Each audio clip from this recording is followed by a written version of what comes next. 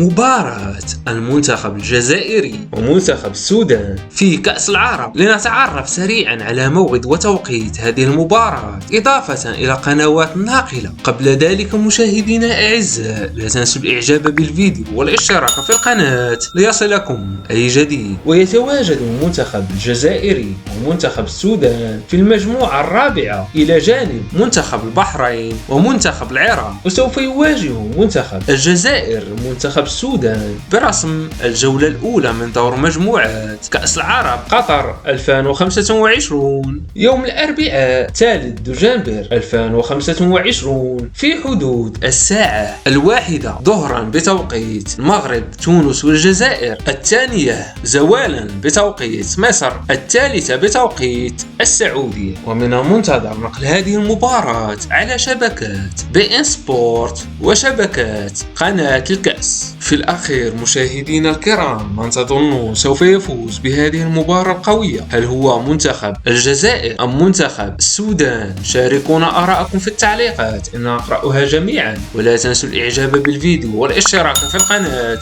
ليصلكم أي جديد.